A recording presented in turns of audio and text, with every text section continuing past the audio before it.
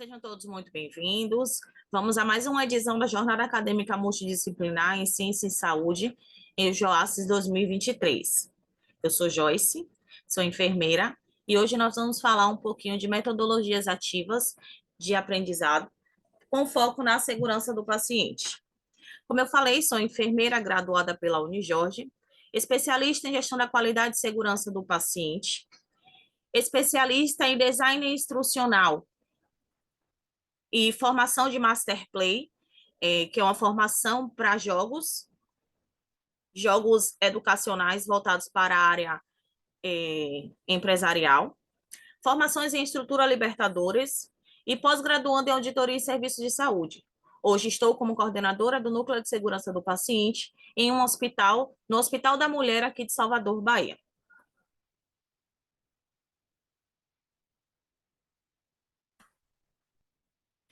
Então, vamos um pouquinho de fundamentação teórica, né?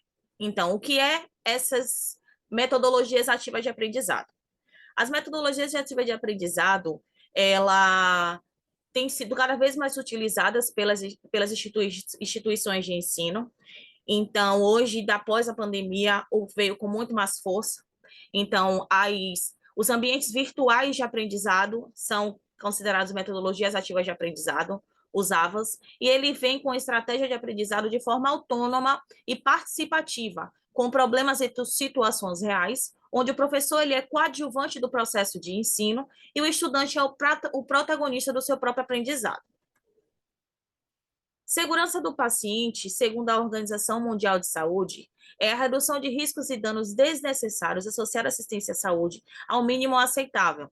Hoje, estudos mostram que é mais seguro se andar de avião do que se internar no hospital. Então, hoje, com as questões de segurança do paciente, veio muito para reduzir esses eventos, né, que antigamente eram titulados como erros médicos, mas hoje está relacionado não só à classe médica, mas também toda a assistência à saúde. Então, são eventos, incidentes adversos e queixas técnicas relacionados à assistência à saúde e não mais o erro médico.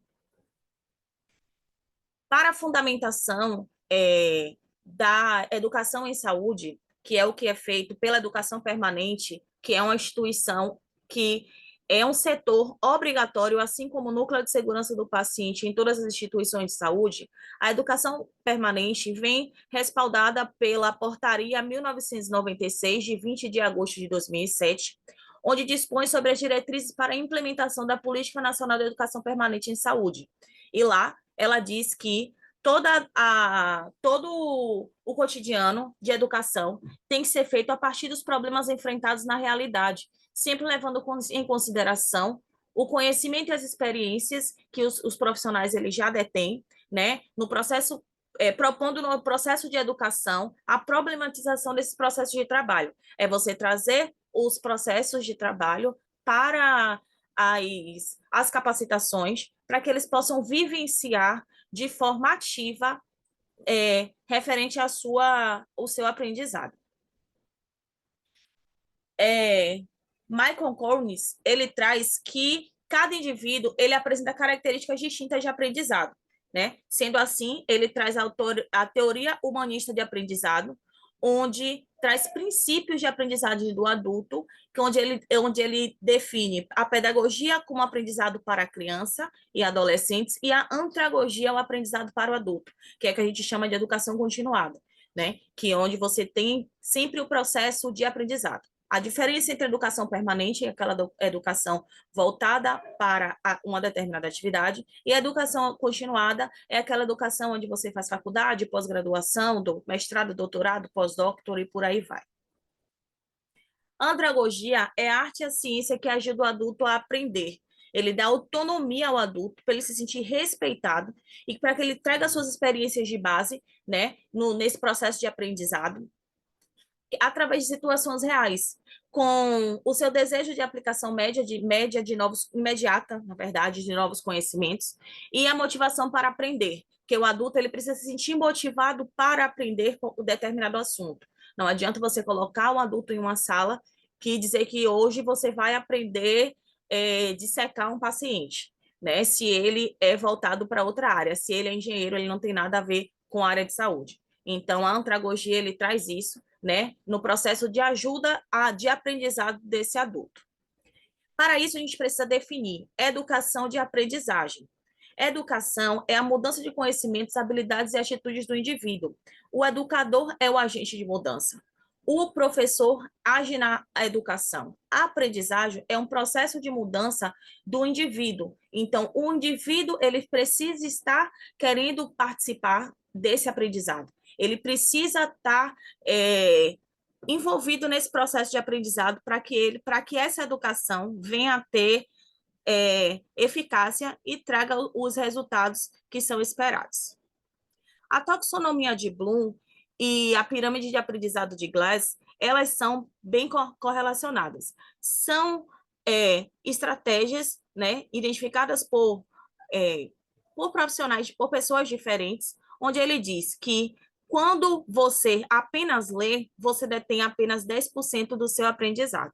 Quando você escuta, né, 20% do que ouvimos. Quando você apenas vê, você está aí na sala, sentado, apenas ouvindo e vendo o que o professor está falando, a sua margem de aprendizado ela é muito baixa, né? Mas quando a diferença que 70% quando é discutido, ou quando você conversa, pergunta, repete, delata, quando você relata, quando você participa do processo do debate, né, que você traz os problemas para que sejam criados debates, o adulto consegue absorver 70% desse aprendizado. Quando você escreve, interpreta, traduz e expressa, catáloga esse processo de aprendizado, você tem 80% de aproveitamento do que você faz.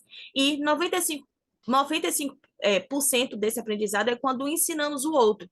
Então, seja do processo de você conversar, perguntar, escrever, interpretar, traduzir, catalogar, para você saber resumir e explicar a outro. Então, quando você faz todo esse processo, mesmo que seja no seu processo de aprendizagem solo, né, na sua graduação, no seu aperfeiçoamento, você precisa, é importante que você não apenas ouça, assista às aulas, é importante que você leia o material, você discuta, você crie debates com outros alunos, né? Que você faça um resumo, uma interpretação disso e que, se você puder, você debata, né? Ensine a outras pessoas que você consegue agregar muito mais o seu aprendizado. Camargo, ele traz que as estratégias de movimentação do conhecimento, ele traz a transição da vivência para a experiência. Então, você precisa analisar as evidências, que é desenvolver as competências através da identificação, observação e análise.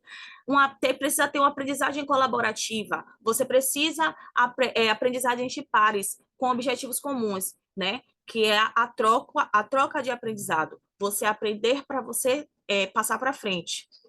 Diálogos, discussões e interpretações, né, que você traz um controle emocional sobre as contradições. Quando você abre discussões, você aprende a ouvir o outro, né, entender o lado do outro e as opiniões alheia. Então, traz um pouco da aprendizagem colaborativa, que traz esses diálogos e discussões para que o adulto ele tenha um controle emocional no seu processo de aprendizado, que ninguém é detector total do saber, né? Então, é preciso que haja esse conjunto, essa troca mútua de aprendizado. O conceito é um conhecimento, você precisa ter um conhecimento científico para ter base. Saúde é ciência. Aliás, acho que qualquer área a gente precisa ter um conhecimento científico baseado em fatos. Então, não é o que eu acho que tem que ser. Eu tenho que me respaldar em uma legislação, em uma lei, em um artigo, em um livro, para fundamentar a minha base teórica. A narrativa, é importante que você tenha uma narrativa clara, né, pautada para o seu público, para que esteja um fortalecimento para engajar essa equipe. Eu não vou treinar uma equipe de apoio, né, onde tem pessoas com ensino apenas o ensino médio concluído. Eu não vou tratar de assuntos com muitos termos técnicos, levando situações que ele não vai vivenciar nem vai agregar no aprendizado dele, que ele não vai conseguir absorver essa aprendizagem. E a gestão do aprendizado, que é a avaliação da eficácia. Você precisa fazer a gestão desse aprendizado. E o design instrucional hoje, ele vem nessa questão dessa gestão do aprendizado, onde você precisa fazer todo o seu planejamento de ensino, você precisa traçar seus objetivos, ver qual é o seu público-alvo, quais são os materiais disponíveis que você precisa para apresentar fazer determinado atualização, curso, simpósio, o que seja, e avaliação de eficácia no final, que é para você ver como foi o aprendizado, se isso teve eficácia. Então, se eu vou treinar uma equipe sobre higienização das mãos, eu preciso ter um indicador ou uma avaliação de eficácia que ele me diga se o meu treinamento foi eficaz ou não. Então, se a minha meta é 100% de todos os profissionais no que tange o item de higienização das mãos. Mas aí eu vejo que o meu indicador está muito abaixo da média. E eu identifico que os profissionais não foram capacitados. Então, eu identifiquei meu problema, vi qual foi minha causa raiz, que é a não capacitação desses profissionais, então eu vou planejar esse processo de aprendizado, né? Então, faço meu desenho instrucional, e após isso eu preciso saber se a minha capacitação, se o meu treinamento, se a minha reunião, ela foi eficaz. A forma de fazer isso é a avaliação de eficácia, que pode ser uma avaliação teórica, né, que pode ser feito um pré-teste, um pós-teste, pode ser atrelado a indicadores, e se for indicador, você tem que ter o antes e o após para comparar, pode ser relacionadas a habilidades técnicas, né, que quando você não consegue fazer nenhum parâmetro, então, se for algo comportamental, você não tem como fazer através de indicador, nem através de prova. Mas pode ser também através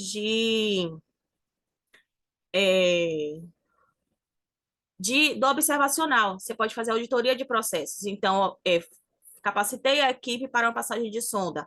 Eu não tenho indicador nenhum de passagem de sonda. Qual é a forma que eu vou ver isso? Eu vou auditar o processo de passagem de sonda, lá com meus itens, para ver se ele atinge o percentual exigido para aquele determinado processo. E isso é de suma importância no processo de aprendizado. No processo de aprendizado, não, da avaliação do aprendizado. Trazendo as estratégias para a segurança do paciente, a gente tem as 6 metas internacionais de segurança do paciente, que deu base para os protocolos nacionais, que eles são 6 metas que abrem para 7 protocolos, que é gerenciado pelo Núcleo de Segurança do Paciente. Então, nós temos a meta 1, que é a identificação correta do paciente, onde esse paciente precisa ser identificado corretamente, está em uso de pulseira de identificação, o profissional, antes de fazer qualquer procedimento nesse paciente, ainda que seja uma transferência ou uma passagem uma transferência ou dar um diagnóstico a esse paciente, ele precisa checar a pulseira, pedindo que o paciente verbalize nome completo, data de nascimento, checando com os impressos, certo? Essa é a meta 1. A meta 2, que quer dizer melhorar a comunicação entre os profissionais de saúde, ela traz muito de passagem de plantão, registros em prontuário, os termos que o paciente precisa assinar, o paciente precisa estar ciente sobre os seus deveres e obrigações dentro da instituição. Então, ele traz muito essa questão da comunicação para a continuidade da assistência, na passagem de plantão, na alta. A melhoria na segurança, prescrição e uso de medicação e administração de medicamentos é voltados à farmacovigilância, é a meta 3. As metas, elas se complementam, né? Porque se eu não tenho uma boa identificação, eu não consigo ter uma comunicação correta com esse profissional, e aí isso implica na questão das medicações e por aí vai. Então, a meta 3 é tudo relacionado à medicação, é como eu armazeno, como eu rastreio, quais são as barreiras que eu implemento na minha instituição para evitar dano nesse paciente relacionado à medicação, que está muito linkada à comunicação e à identificação desse paciente também. A nossa quarta meta é assegurar a cirurgia em local de intervenção e procedimento correto, que é o protocolo de cirurgia segura, que ele traz um checklist de cirurgia segura, que é, né, o protocolo nacional ele traz como base isso, mas o processo de cirurgia segura ele vem desde a internação do paciente, quando você faz a regulação do jejum, antibiótico profilaxia, quando você monitora se o paciente está em uso de algum dispositivo, de adorno para ir para o centro cirúrgico, quando você monitora os sinais vitais desse paciente. Então, é toda uma preparação para que esse processo de cirurgia segura aconteça. Então, na cirurgia segura, ele traz esse checklist, que tem três etapas, que antes da indução anestésica, que toda a equipe precisa estar confirmada, o paciente é feita novamente a identificação desse paciente, checa a lateralidade, checa se o paciente tem vias aéreas difíceis, se todo o material está em sala, se toda a equipe. Terminou esse processo, pode ser feita a indução anestésica, mas o médico ainda não pode operar. Então, tem uma outra checagem que é feita com o cirurgião, qual tipo de cirurgia, checa novamente a paciente, checa a equipe, checa se o paciente foi feito solicitação de transfusão, se o material novamente está na equipe, se o material está completo em sala, né? Contagem de todos os instrumentais, de todos as pinças, de todas as gases, tudo que entra, tudo que tem que sair. Terminei minha cirurgia, já posso fechar? Não, tem mais uma etapa do checklist que precisa ser aplicada. Se a cirurgia programada foi realizada, se teve alguma intercorrência, se já foi feita a contagem dos instrumentais. Porque se entrou 10 gases, precisa sair 10 gases. Até encontrar essa uma gase, meia gase que seja, uma agulha, não pode se fechar o paciente. Porque antigamente tinha muitas questões de objetos esquecidos no paciente. Hoje já tem uma segurança nas gases que uma gase molhada, encharcada de sangue na cavidade do paciente, você não tem como visualizar. Caso se perca na contagem, né, que hoje é muito difícil disso acontecer, e aconteça de ficar, com o raio-x, ele já tem uma faixa de segurança que vai lá identificar se esse paciente ficou com algo dentro, retido involuntariamente, certo?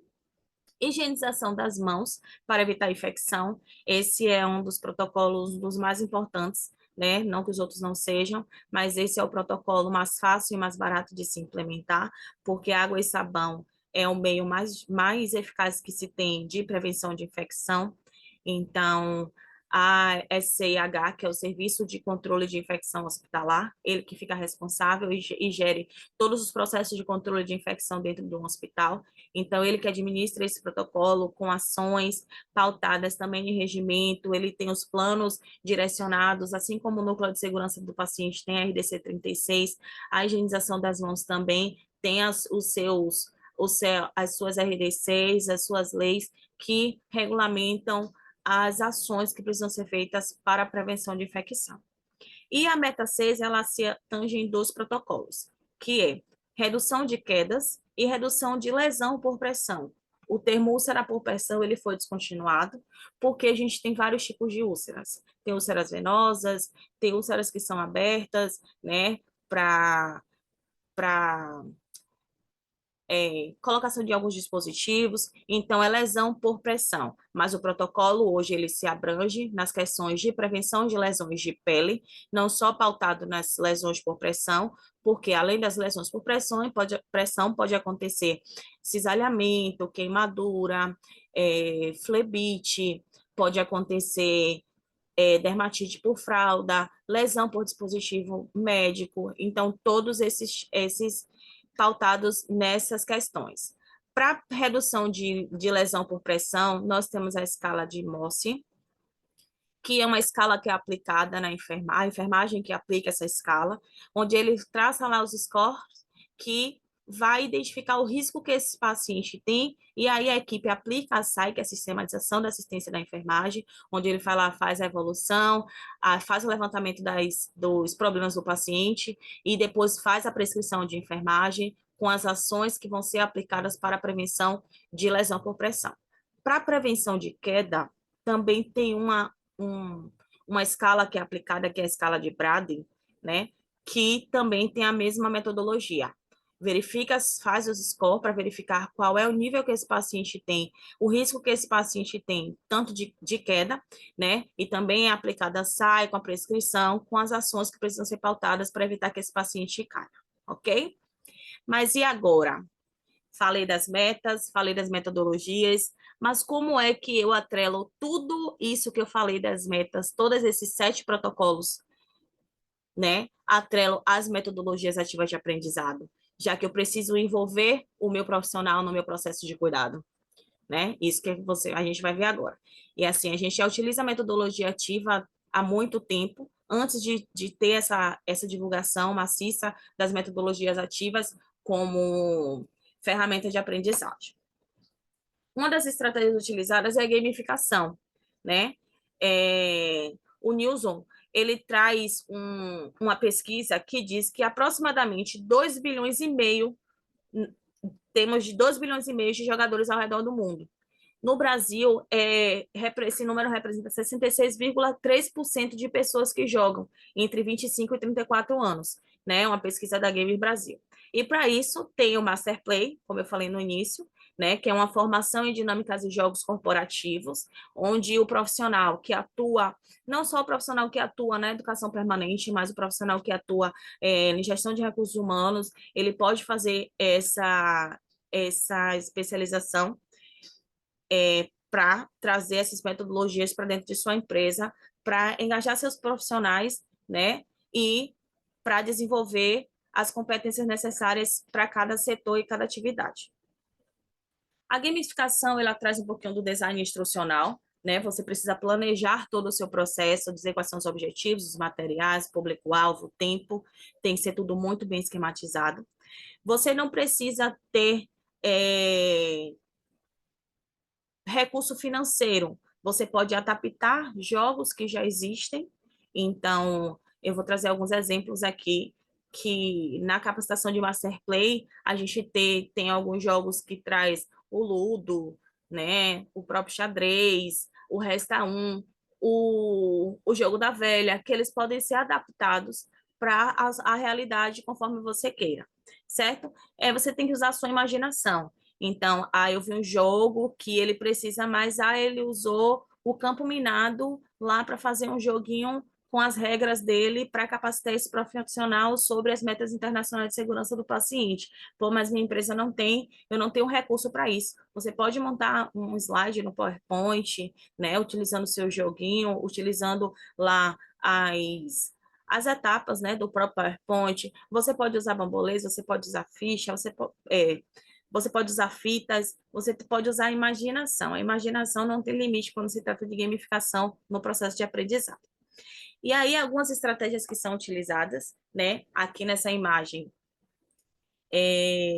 eu mostro essa primeira imagem. A gente traz um campo minado, onde a metodologia que a gente usa para fazer treinamento sobre comunicação. Então, a gente treina a comunicação, a gente treina a liderança, a gente treina confiabilidade na pessoa que está te passando as informações, a dupla checagem, que é importante. Então, quem é utilizado é equipe, mas somente 2 jogadores jogam simultaneamente, um no comando da voz e o outro com os olhos vendados, vai andando e através do comando do outro, né? E a gente coloca alguns obstáculos onde ele pode abaixar, pegar alguma coisa para entregar. Então, todo o processo ele precisa ter início, meio e fim, tem que ter um objetivo, certo? Aqui a segunda imagem é um jogo da velha invertido, que eu já utilizei no treinamento de higienização das mãos, onde é dividida as equipes e ganha quem formar as linhas na horizontal ou na transversal ou na vertical, primeiro com os seus, a mesma coisa do jogo da velha. O que dificultou é que a gente coloca mais casas aí para dificultar um pouquinho o processo. Então, como é feito? É feita algumas perguntas, quem acerta tem direito de colocar o seu objeto lá que demarca a sua equipe na casa, né? E aí você pode fazer pós-treinamento, você faz um treinamento, né? Da forma que, se algum treinamento não tiver realmente jeito de ser feito dessa forma, sem slide, então você faz o slide com a aula, traz casos clínicos para discussão, traz o problema para que ele participe do processo de aprendizado, e ao final ou no meio, como você, depende da sua programação, você pode fazer esse joguinho com perguntas e respostas, quem acertando, avança uma casa. A última foto do slide é a caça ao tesouro, que nessa metodologia você pode usar para vários processos também de comunicação, de localização, de comando, né? Esse game aí a gente fez também para o Dia Mundial de Higienização das Mãos, foi disponibilizado em todos os locais QR Codes com moedas, e aí as equipes iam lá, pegava, procurava, caça ao tesouro mesmo, achando as moedas, e escaneava o QR Code e respondia o questionário. Então, a equipe que teve maior pontuação na resposta do questionário e na entrega das moedas foi a equipe vencedora. E aí você estimula o aprendizado, você estimula a competição saudável dentro da empresa, né? E quando você coloca um prêmio no final, estimula ainda mais, né? Tem que ter um incentivo ainda mais nesse processo de aprendizado. É bem legal. Coisas baratas, né? Que você consegue implementar com baixo custo e tem um retorno muito bom da equipe. Outras estratégias de gamificação, aqui a gente traz do lado, né, também de perguntas e respostas de certo ou errado, né, foi utilizado para a questão da medicação segura, que em 2022, o tema do Dia Mundial de Segurança do Paciente, que é 17 de setembro, foi a medicação segura. Então, nós trouxemos como estratégia esse jogo de certo e errado, né, com algumas perguntas impressas, e aí ele vai lá, tira a pergunta, lê, né, e coloca lá o certo e errado. E aí, depois de tudo isso, você faz o fechamento, né, explicando o processo do que é correto, das práticas corretas, né, daquele processo. Ao lado, a gente tem uma caixa com algumas medicações, a exposição do problema, onde você pode mostrar também, né, que quais são as barreiras que são utilizadas, o porquê que aquela medicação tem uma taxa vermelha, o porquê que aquela medicação tem uma taxa amarela, que parecidos não são iguais, que é importante fazer a dupla checagem com o colega, verificar os nomes certinhos, verificar a prescrição correta. Então, essa é uma forma também de gamificação. Aqui ao lado foi uma estratégia feita numa feira, foi feita uma feira expositiva, onde foi exposto, cada mesa tinha uma meta, cada meta tinha um processo de gamificação. Na da identificação do paciente, foi colocado lá uma pulseira grande, né, com os dados, alguns dados incorretos para que eles identificassem. Da comunicação, foi feito um profissional pegava uma frase, colocava na testa, um de frente para o outro, e o outro, quem estava segurando a imagem ou a frase, né, de um procedimento, tinha que adivinhar o que o outro falasse através de mímica, né, e de palavras que não dissessem diretamente o que era. E aí é bem legal, porque você vê a importância do processo da comunicação com o outro, porque você é responsável pelo que você fala e não pelo que o outro entende. E é importante, quando você transmite uma informação, ter essa dupla checagem, pedir que você me diga o que foi que você entendeu, né? Isso acontece muito, os erros de medicação relacionados à comunicação, por essas questões da dupla, de não haver essa dupla checagem. E a dupla checagem, ela é muito feita também no processo de emergência, né? Quando o paciente precisa de uma emergência, não tem tempo de confirmar, o paciente está chocado, e aí nem o médico não pode parar para fazer a prescrição, para trazer, para poder aprazar, solicitar. Então, puxa o carrinho de emergência, é tudo muito rápido, o médico vai dizer que era 1% de adrenalina, o enfermeiro que tá liderando vai fazer a checagem, 1% de adrenalina, ele vai responder fazendo uma checagem, uma dupla checagem, 1% de adrenalina, certo? Na Meta 3, a gente trouxe esse joguinho também, na questão da medicação. Da cirurgia segura, a gente trouxe alguns processos do CME, né? Que é a Central de Material de Esterilização, e trouxe o checklist de cirurgia segura, né, para que eles identificassem alguns gaps, com alguns errozinhos também, alguns itens faltando para que eles identificassem. Na meta 5 de higienização das mãos, eu vou mostrar um pouquinho mais para frente, certo? E meta 6 e 7, mudança de decúbito e prevenção de lesão de pele, a gente trouxe também esse gamezinho para que eles colocassem, né, os locais de proeminências ósseas que são mais perceptíveis para abertura de lesão. Esses são joguinhos também que você pode fazer de forma fazer no seu computador, né? Alguém que, ou uma gráfica, imprimir no A3, plastificar, que, ou esse primeira imagem aqui é uma roletinha, onde você coloca essa roleta aí de papelão. Então, eu fui lá na internet, vi lá a roletinha, como é que faz, fiz a minha roleta, coloquei aqui as questões, passou a vez, avance duas casas, né? Você ganhou mais um ponto, e aí você pode utilizar para qualquer meta. Então, você vai fazendo perguntas no nessa casa da primeira. Ele rodava, dependendo de onde caísse, eu ia fazendo perguntas, ele ia respondendo, e aí avançando com pontos, e ao final tem algum brinde, certo? A de cá já está direcionada às metas. Então, tem as metas ali escritas na segunda roleta, que é a imagem do meio. Então, ele mostra, ele roda, e na meta que cair, ele tem que falar ou uma boa prática, ou algo que ele traz o dia a dia dele, ou uma ação de melhoria relacionada ao plano, isso vai depender qual o objetivo do seu treinamento, certo?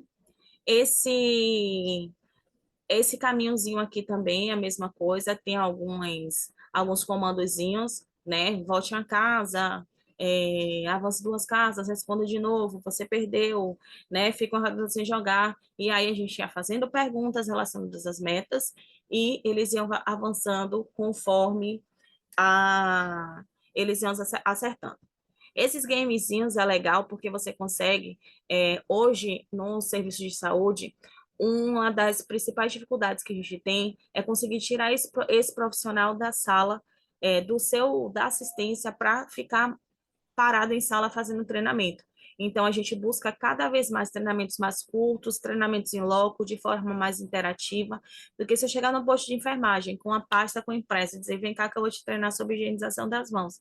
Ele vai estar um olho em mim, o outro olho no paciente que está chamando, um olho no relógio porque tem uma medicação para ser feita agora, um olho no paciente e outro no colega. Então, o nível de aprendizagem dele é muito menor.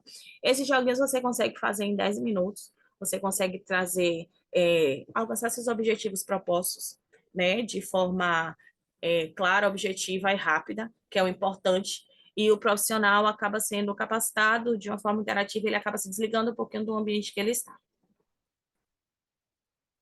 Outra estratégia de gamificação que você pode utilizar muito, né, são ferramentas online que você pode utilizar tanto para tratativas de incidentes e eventos adversos, como para pré-teste e pós-teste, para você testar o nível de conhecimento desse profissional, né, dessa pessoa que está sendo capacitada. Um deles é o Kahoot, que é muito utilizado hoje nas faculdades, né, nos cursos técnicos, eu utilizo muito na sala de aula esse curso. E você coloca lá as perguntas e tem um tempo que eles precisam responder para e aí cria uma pontuação. No final ele traz um ranking de quem acertou umas perguntas no tempo mais rápido. Ele traz a competitividade, né? E eles acabam colocando em prática tudo aquilo que ele aprendeu após aula, certo? E os mapas mentais, que é uma forma também de você estimular ele no processo de aprendizado, também serve para fazer análise de causa raiz, e onde você coloca lá a sua perguntinha e você vai dizendo a ele, certo? Para o processo de higienização das mãos, eu preciso fazer o quê? Ah, eu preciso de água e sabão. Depois da água e sabão, eu preciso de sabe o quê? De que mais? Aí você vai puxando as perninhas e linkando, fazendo o seu mapa mental. É um processo de aprendizado muito eficaz e muito utilizado hoje nas metodologias ativas, no processo de aprendizagem de ambiente virtual. Então, sempre tem lá nas atividades com o aluno esse processo de realize um mapa mental, né? Que é aquilo que você vai estar aprendendo, você vai estar praticando, você vai estar fazendo um seu resumo, e ali você, como o espaço é pouco e você não pode fazer muito grande, muito texto, são apenas tópicos, você vai estar resumindo, reprocessando o seu aprendizado, colocando em prática. As estruturas libertadoras, tem um livro, né, que ele traz 33 estruturas que são jogos, né, e dinâmicas que você pode utilizar em todo o seu processo de aprendizagem, certo? Ele traz engajamento, traz melhorias de processos, então depende muito do seu objetivo. Então, tem um site, Estruturas Libertadoras, onde ele traz algumas estruturas, o site é bem legal, então vocês podem consultar depois lá, Estruturas Libertadoras, o site. É, o site está em inglês, mas quando você acessa ele automaticamente, ele vem Liberting Structures, que ele traz todas as 32 ferramentas, como você utilizar. Tem alguns artigos de ferramentas que foram colocadas em práticas em vários setores de aprendizado corporativo, na área de saúde, construção, logística, vendas, é bem legal.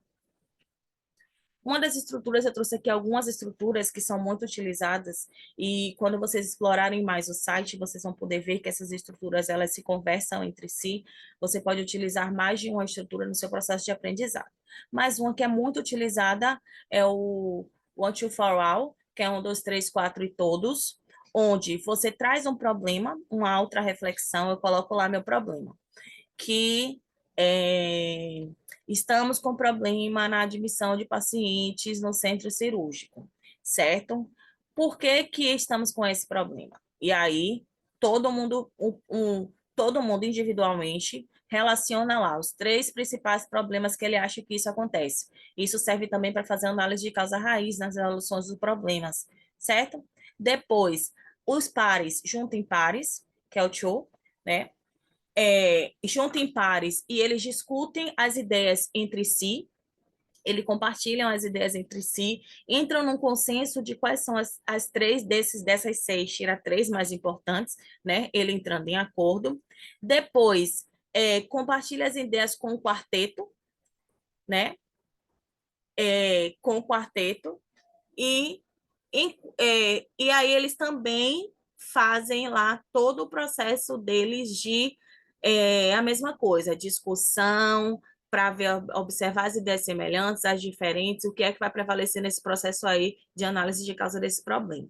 E depois é todo mundo, então é aberta para discussão, então eles conversam entre si, aí criam um debate, e isso tem que deixar as regras muito bem estipuladas, que não vale julgamento do que a outra equipe é, falou, né? Você tem que respeitar a ideia do próximo, você tem que saber ouvir, em primeiro lugar, certo?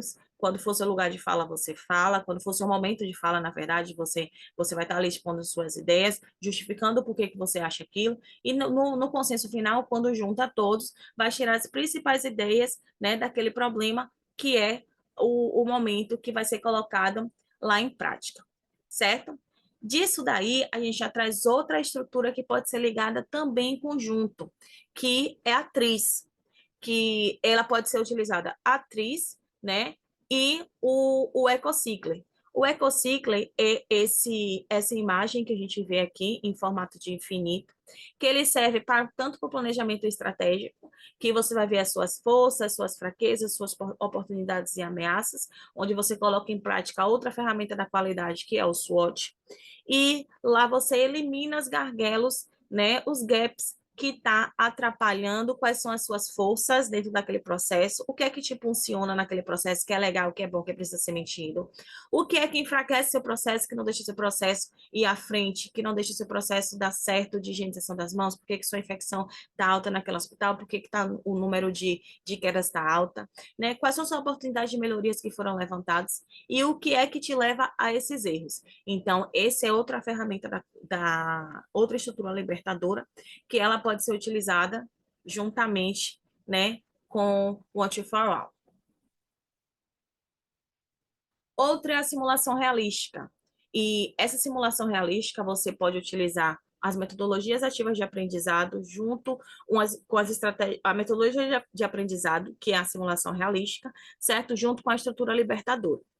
Eu fiz um planejamento de treinamento onde eu consegui treinar os 7 protocolos de segurança em 30 minutos. Eu tirava a equipe 30 minutos do seu posto de trabalho, levava até uma sala onde a gente simulou, né? A gente só precisou de uma maca forrada, simulou o leito a identificação do leito de um paciente, né? E como a gente não tinha boneco para treinamento, aí a gente usou a imaginação, simulando que ali tinha um paciente, né? Então, a gente simulou que na marca tinha um paciente, e aí eu treinei a Meta 1, onde eu faço a passagem de plantão, onde eu passo um estudo de caso, né? Eu passo um plantão da situação clínica desse paciente, com algumas coisas que podem levar a incidentes e eventos adversos relacionados às 6 metas, às 6 metas internacionais, que se abrem em 7 protocolos nacionais,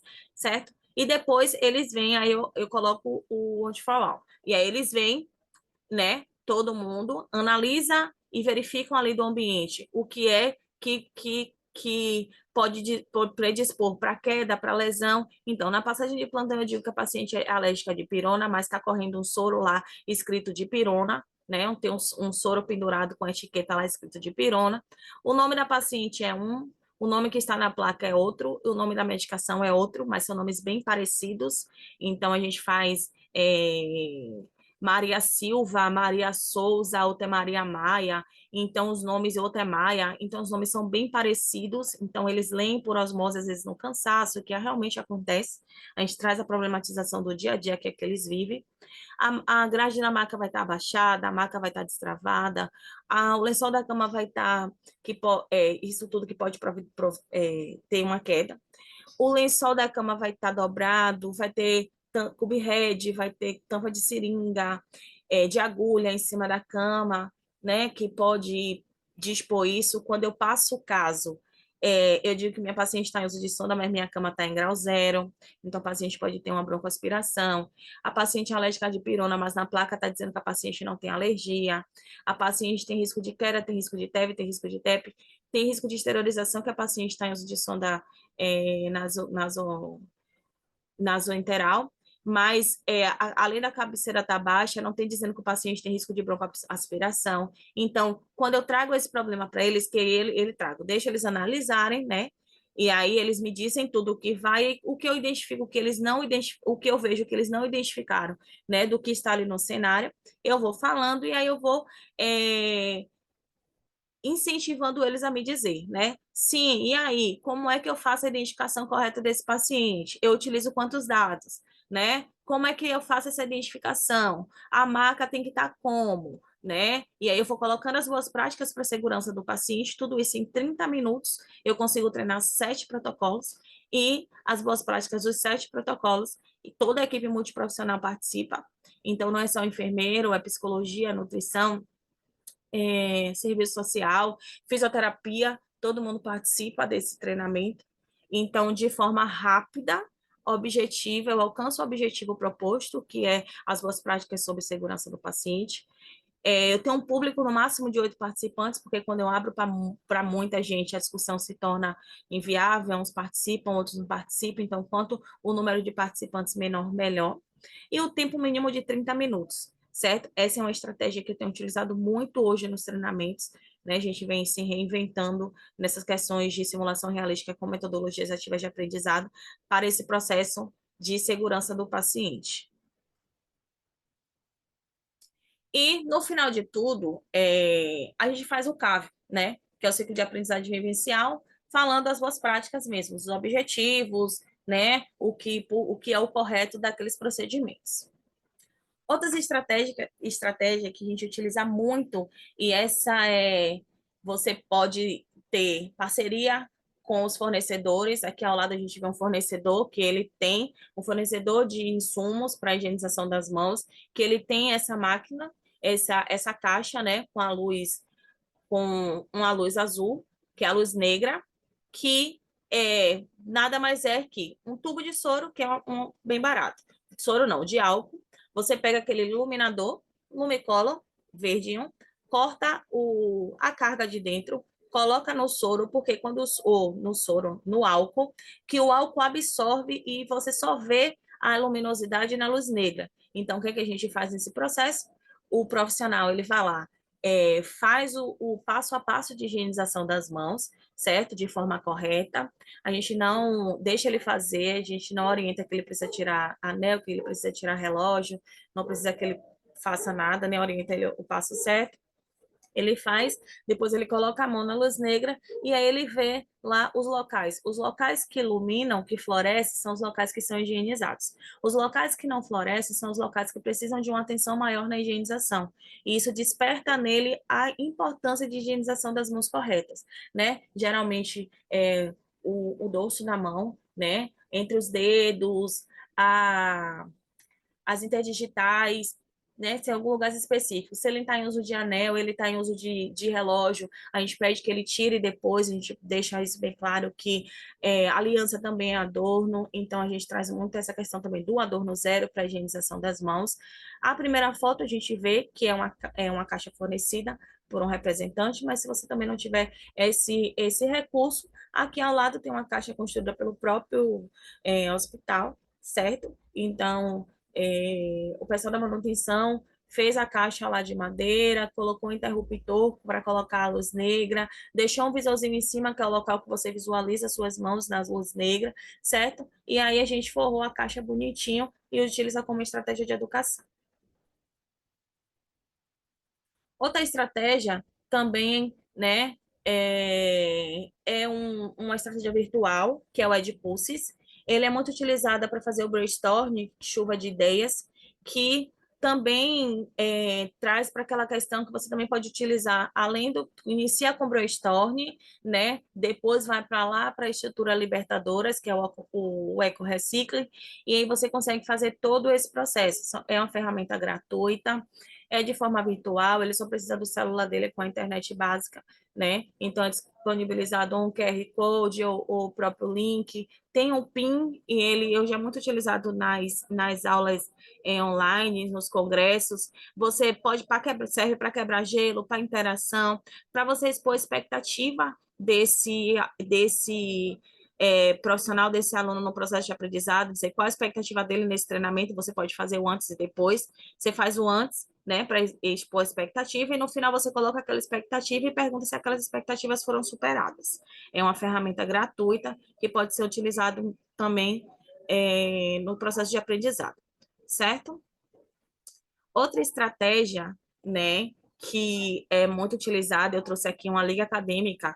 As ligas acadêmicas hoje, elas servem para fomentar essas questões da segurança do paciente. Então, as ligas, toda a minha vivência na área de qualidade e segurança do paciente veio da liga acadêmica, né? As ligas hoje elas servem para fomentar um assunto que não é tão falado na graduação, e me chamou a atenção que a segurança do paciente era, no meu processo de formação, era um item que a gente só via na matéria de administração lá nos últimos semestres, mas é de suma importância que o profissional hoje ele saiba, que ele se envolva nas questões de segurança do paciente.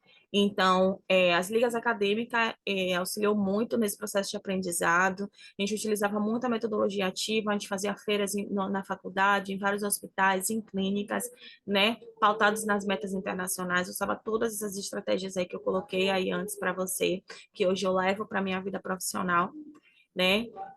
Essa é a Liga Multidisciplinar em Qualidade e Segurança do Paciente, a LASP da Unijorge. Foi a primeira liga baiana em qualidade e segurança do paciente da Bahia. Então, eu me orgulho muito, né, de ter esse filho aí. Hoje estou apenas como orientadora da liga, nos processos internos, mas é, também uma estratégia de aprendizado que pode utilizar muitas estratégias de metodologias ativas, certo?